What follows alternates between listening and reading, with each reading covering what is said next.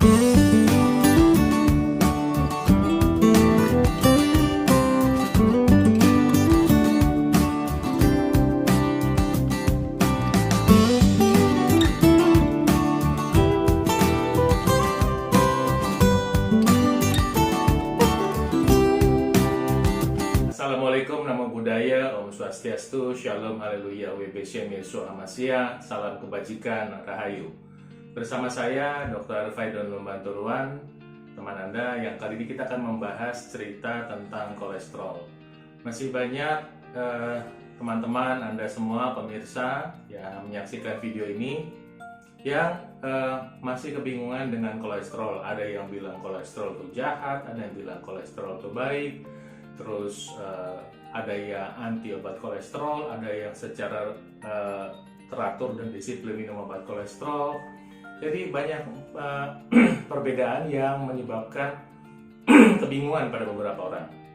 Nah, dari kacamata saya coba sampaikan beberapa hal yang mungkin bisa Anda ambil nanti. Yang positif silakan Anda ambil dan Anda praktekkan. Nah ya, supaya Anda tidak sampai termakan isu atau pengetahuan yang hanya merupakan potongan kecil.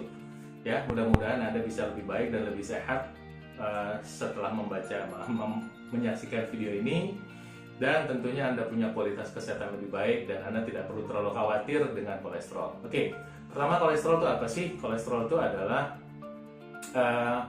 salah satu materi ya yang diproduksi oleh tubuh kita, khususnya dari liver. Jadi kolesterol yang beredar di dalam darah itu lebih banyak diproduksi di liver ketimbang yang masuk dari makanan. Nah, kolesterol ini sendiri merupakan satu senyawa kombinasi antara lemak dan protein. Itu disebut lipoprotein. Nah, kalau Anda makan makanan yang berlemak, maka nanti tubuh akan menggunakan bahan makanan itu untuk membentuk atau mensintesa lemak darah. Nah, lemak darah itu pada dasarnya ada beberapa macam, salah satunya kolesterol, ya.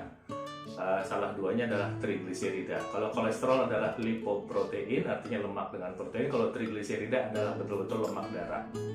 Nah, itu dulu yang pertama harus tahu. Apakah kolesterol itu pasti berbahaya? Tidak. Anda harus tahu bahwa kolesterol juga punya fungsi pada tubuh, sehingga ada kadarnya, ya. Ntar kalau diperiksa ada batasnya. Artinya sampai pada batas tertentu dia tentu punya fungsi dalam tubuh, punya manfaat. Apa aja sih manfaat kolesterol? Yang pertama adalah membentuk dinding sel tubuh kita, ya. Jadi sel tubuh kita sangat membutuhkan kolesterol untuk membentuk dinding sel yang kuat. Kemudian bahan baku untuk sel-sel di seluruh organ tubuh kita membutuhkan kolesterol. Nah, kemudian kolesterol juga adalah bahan baku hormon steroid. Steroid adalah kolesterol based hormone atau hormon berbasis kolesterol yang nanti bentuknya berubah-ubah. Jadi mulai dari misalnya kolesterol nanti membentuk progesteron, pregnenolon dan kawan-kawannya, berubah-ubah bentuk. Kemudian yang pada laki-laki nanti ada salah satu bentuk yang dominan namanya testosteron, pada perempuan estrogen dan progesteron. Itu semuanya adalah hormon kolesterol, ya. Hormon yang berdasarkan atau berbasiskan kolesterol. Dan tentu Anda tahu manfaat hormon testosteron, memberikan bentuk laki-laki menjadi laki-laki, bentuk perempuan jadi perempuan. Kemudian testosteron juga berfungsi untuk fungsi otak, fungsi kekuatan otot jantung, kekuatan kontraksi otot usus. Jadi untuk kontraksi otot semua tubuh kita, baik otot polos maupun otot rangka, dipengaruhi oleh hormon testosteron yang merupakan hormon yang berbasiskan kolesterol. Nah, contoh pada orang tua, ketika hormon testosteron turun karena kemampuan tubuh menghasilkan hormon testosteron berkurang, maka kemampuan untuk mengontrol otot-otot polos seperti untuk berkemih atau untuk buang air besar jadi berkurang. Maka pada orang tua seringkali buang air kecil atau buang air besar tidak terkontrol tuh. Nah, itu salah satu peran dari kolesterol sebetulnya. Oke? Jadi jangan langsung ngejudge atau menghakimi bahwa kolesterol pasti jahat. Enggak, ya. Jadi kolesterol punya fungsi, salah satunya hormon. Kemudian juga berfungsi untuk sistem kekebalan tubuh kita, ya. Sel-sel kekebalan tubuh kita fungsinya sangat dibantu oleh peran dari fungsi hormon yang dibentuk dari kolesterol. Salah satunya adalah vitamin D dibentuk oleh kolesterol untuk membantu pergerakan atau fungsi dari kekebalan tubuh kita. Kemudian juga untuk membantu proses penyerapan lemak itu dibantu oleh cairan empedu yang dibentuk bahan bakunya adalah kolesterol. Jadi kolesterol itu punya fungsi pada tubuh kita, cukup banyak fungsinya. Nah, berapa kadarnya? Kadarnya yang paling kita mau coba kita ambil kesepakatan ya, itu angkanya 200 mg per desiliter. Nah, kemudian kolesterol itu nanti ada dua macam pengukuran yang paling standar, satu namanya HDL, satu LDL. HDL disebut dengan high density lipoprotein, disebut dengan healthy cholesterol, dan LDL low density lipoprotein disebut lousy cholesterol atau kolesterol jahat. HDL itu harusnya di atas 40 ya. Kalau LDL kalau bisa tidak sampai 130. Nah, kolesterol total tuh angkanya maksimal 200. Itu angka kesepakatan lah ya. Nah, tapi Anda juga perlu tahu bahwa kolesterol tinggi bukan segala-galanya ya. Kenapa? Karena banyak penelitian menunjukkan bahwa kolesterol itu yang paling penting adalah satu, apakah dia teroksidasi atau tidak. Oksidasi itu misalnya begini, ada apel, Anda potong, dagingnya putih, lama-lama coklat. Nah, coklat itu adalah proses oksidasi. Nah, kolesterol kita kalau teroksidasi bisa kayak apel itu jadi rusak. Kalau jadi rusak nanti bisa menyebabkan penyumbatan pada pembuluh darah kita. Nomor satu, oksidasi atau tidak. Nomor dua, apakah ada penggumpalan atau agregasi trombosit yang juga menyebabkan kolesterol itu terikat. Jadi kolesterol tidak bisa masuk ke dalam sel tubuh, jadi nggak bisa dipakai. Ya, jadi itu yang menjadi kata kunci permasalahannya. Bukan semata-mata kolesterol tinggi atau tidak. Bahkan ada satu cerita yang menarik, ada yang namanya French paradox. Saya hanya kasih brief aja. Orang Perancis itu sangat suka makan makanan yang lemaknya tinggi, kolesterolnya tinggi. Tapi angka serangan jantung mereka termasuk paling rendah di Eropa. Ternyata setelah melalui suatu studi epidemiologi, salah satu yang diduga membantu mencegah serangan jantung adalah minum wine atau anggur wine ya.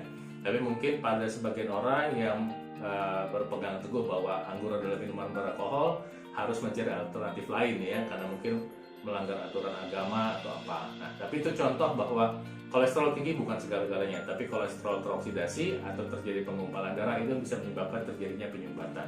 Itu dulu keywordnya supaya kita sepakat bahwa kolesterol tidak selalu jahat. Tubuh sangat membutuhkan kolesterol, tapi ketika kolesterol berperilaku tidak baik, ini yang berpotensi menyebabkan masalah kesehatan pada tubuh kita. Nah, ketika kolesterol tinggi, ya, tetap ada potensi menyebabkan masalah pada tubuh.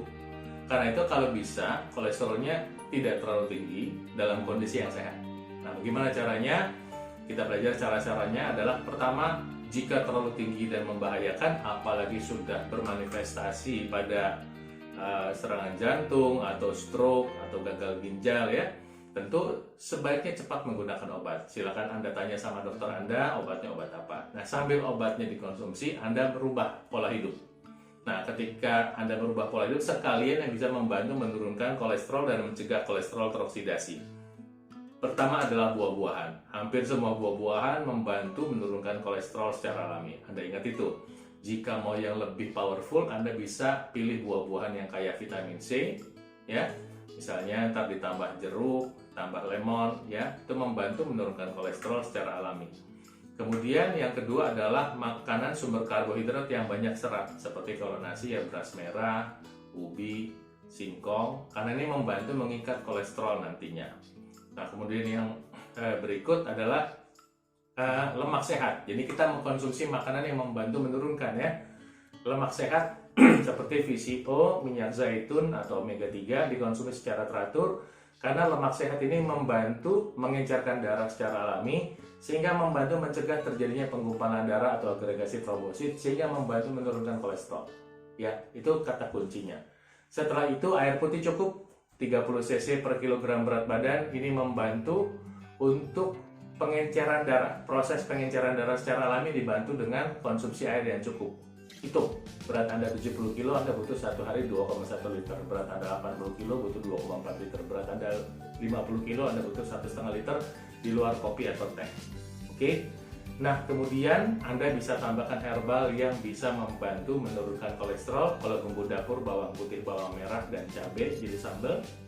Kemudian kalau herbal lainnya tanda kutip sering dikenal sebagai materi jamu, misalnya kunyit dan atau jahe. Jadi Anda bisa menggunakan kombinasi materi ini untuk membantu menurunkan kolesterol dalam tubuh Anda. Plus satu aktivitas penting untuk membantu menurunkan kolesterol adalah dengan melakukan olahraga. Olahraga penting dalam pemanfaatan kolesterol, menggunakan kolesterol. Sebab kenapa? Sebab pada saat olahraga tubuh sangat membutuhkan hormon-hormon yang bahan bakunya kolesterol.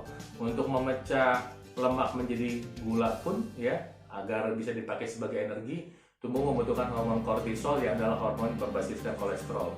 Untuk pemulihan jaringan otot yang rusak, tubuh membutuhkan hormon testosteron yang basisnya adalah hormon kolesterol. Demikian informasi saat ini, mudah-mudahan bermanfaat. Kalau Anda merasa happy dengan informasi ini, saya minta Anda untuk share, kemudian Anda like, dan ingat untuk subscribe. Dan saya doakan Tuhan Yang Maha Kuasa memberkati Anda, melindungi Anda, menghindari dari wajahnya yang memberi Anda kasih karunia. Salam sehat dari saya.